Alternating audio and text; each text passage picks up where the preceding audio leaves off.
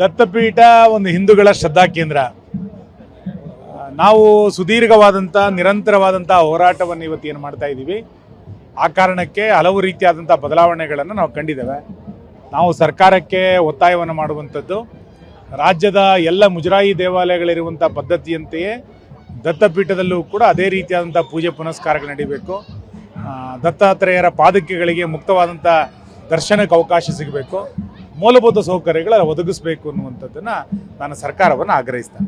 Sir, ಒಂದು D K Shivakumar ಅವರು ಡೆಲ್ಲಿಗೆ ಹೋಗಿರುವಂಥದ್ದು, ಮತ್ತೊಂದು ಸರ್ ಬಿಜೆಪಿಯ ಕೆಲ ನಾಯಕರಿಗೆ ಹೈಕಮಾಂಡ್ ಭೇಟಿಗೆ ಡೆಲ್ಲಿಲೇ ಬಿಟ್ಬಿಟ್ಟಿರುವಂಥದ್ದು. ನೋಡಿ, ನಾವೊಂದು ವಿರೋಧ ಪಕ್ಷವಾಗಿ ನಮ್ಮ ಪಕ್ಷದ ನಾಯಕರನ್ನ ಭೇಟಿ ಆಗೋದ್ರಲ್ಲಿ ಏನು ತಪ್ಪಿಲ್ಲ. ಆದರೆ ಮುಖ್ಯಮಂತ್ರಿಗಳು, ಉಪಮುಖ್ಯಮಂತ್ರಿಗಳು ಆಡಳಿತವನ್ನು ಮರೆತು ಜನರ ಕಷ್ಟಗಳನ್ನು ಕೇಳಲಿಕ್ಕೆ ಸಾಧ್ಯ ಆಗದೆಲೆ ತಮ್ಮ ಕುರ್ಚಿಯನ್ನು ಉಳಿಸ್ಕೊಳ್ಳಿಕ್ಕೋಸ್ಕರ ಒಬ್ಬರು, ಇನ್ನೊಬ್ಬರು ಕುರ್ಚಿಯನ್ನು ಪಡೀಲಿಕ್ಕೋಸ್ಕರ ಒಬ್ಬರು, ಈ ರೀತಿ ಡೆಲ್ಲಿ ಪ್ರವಾಸವನ್ನು ಮಾಡಿ ರಾಜ್ಯದಲ್ಲಿ ಒಂದು ಶೂನ್ಯವಾದಂಥ ಆಡಳಿತ ಇವತ್ತು ಆವರಿಸಿದೆ. ರಾಜ್ಯದಲ್ಲಿ ಒಂದು ಆಡಳಿತ ಇದೆ ಅಂತೇಳಿ ಅನ್ನಿಸ್ತಾನೆ ಇಲ್ಲ. ಕಾನೂನು ಸುವ್ಯವಸ್ಥೆ ಕೇಳೋರಿಲ್ಲ, ರೈತರ ಹೋರಾಟವನ್ನು ಕೇಳೋರಿಲ್ಲ, ನಿರುದ್ಯೋಗಿ ಯುವಕರ ಪ್ರತಿಭಟನೆಯನ್ನು ಆಲಿಸೋರಿಲ್ಲ, ಬೆಳೆ ಪರಿಹಾರ ಸಿಗಲಿಲ್ಲ. ಈ ರೀತಿಯಾದಂಥ ಒಂದು ಶೂನ್ಯತೆ ಇವತ್ತು ಆವರಿಸಿದೆ. ಇಂಥ ಸಂದರ್ಭದಲ್ಲಿ ಈ ಸರ್ಕಾರ ಇನ್ನು ನಾಯಕತ್ವ ಬದಲಾವಣೆಗೆ ಪರಿಹಾರ ಅಲ್ಲ. ಸರ್ಕಾರ ವಿಸರ್ಜನೆ ಆಗಬೇಕು. ಒಬ್ರಿಗೊಬ್ರಿಗೆ ವಿಶ್ವಾಸ ಇಲ್ಲ. ವಿಸರ್ಜನೆ ಆಗಿ ಮುಂದಿನ ಚುನಾವಣೆಗೆ ಹೋಗೋದು ಒಳಿತು ಅಂತ ಅನ್ಸುತ್ತೆ. ದತ್ತಪೀಠ ಒಂದು ಹಿಂದೂಗಳ ಶ್ರದ್ಧಾ ಕೇಂದ್ರ. ನಾವು ಸುದೀರ್ಘವಾದಂಥ ನಿರಂತರವಾದಂಥ ಹೋರಾಟವನ್ನು ಇವತ್ತು ಏನು ಮಾಡ್ತಾ ಇದ್ದೀವಿ.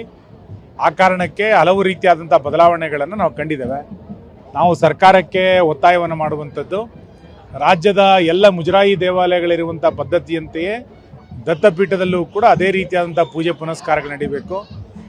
ದತ್ತಾತ್ರೇಯರ ಪಾದಕೆಗಳಿಗೆ ಮುಕ್ತವಾದಂಥ ದರ್ಶನಕ್ಕೆ ಅವಕಾಶ ಸಿಗಬೇಕು, ಮೂಲಭೂತ ಸೌಕರ್ಯಗಳ ಒದಗಿಸಬೇಕು ಅನ್ನುವಂಥದ್ದನ್ನು ನಾನು ಸರ್ಕಾರವನ್ನು ಆಗ್ರಹಿಸ್ತೇನೆ.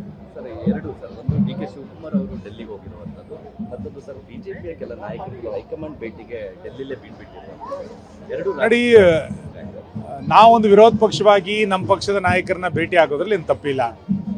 ಆದರೆ ಮುಖ್ಯಮಂತ್ರಿಗಳು, ಉಪಮುಖ್ಯಮಂತ್ರಿಗಳು ಆಡಳಿತವನ್ನು ಮರೆತು ಜನರ ಕಷ್ಟಗಳನ್ನು ಕೇಳಲಿಕ್ಕೆ ಸಾಧ್ಯ ಆಗದೆಲೆ ತಮ್ಮ ಕುರ್ಚಿಯನ್ನು ಉಳಿಸ್ಕೊಳ್ಳಿಕ್ಕೋಸ್ಕರ ಒಬ್ಬರು, ಇನ್ನೊಬ್ಬರು ಕುರ್ಚಿಯನ್ನು ಪಡೀಲಿಕ್ಕೋಸ್ಕರ ಒಬ್ಬರು, ಈ ರೀತಿ ಡೆಲ್ಲಿ ಪ್ರವಾಸವನ್ನು ಮಾಡಿ ರಾಜ್ಯದಲ್ಲಿ ಒಂದು ಶೂನ್ಯವಾದಂಥ ಆಡಳಿತ ಇವತ್ತು ಆವರಿಸಿದೆ. ರಾಜ್ಯದಲ್ಲಿ ಒಂದು ಆಡಳಿತ ಇದೆ ಅಂತೇಳಿ ಅನ್ನಿಸ್ತಾನೆ ಇಲ್ಲ.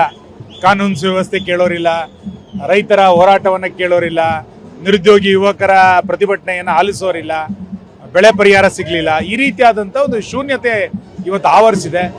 ಇಂಥ ಸಂದರ್ಭದಲ್ಲಿ ಈ ಸರ್ಕಾರ ಇನ್ನು ನಾಯಕತ್ವ ಬದಲಾವಣೆಗೆ ಪರಿಹಾರ ಅಲ್ಲ. ಸರ್ಕಾರ ವಿಸರ್ಜನೆ ಆಗಬೇಕು. ಒಬ್ರಿಗೊಬ್ರಿಗೆ ವಿಶ್ವಾಸ ಇಲ್ಲ.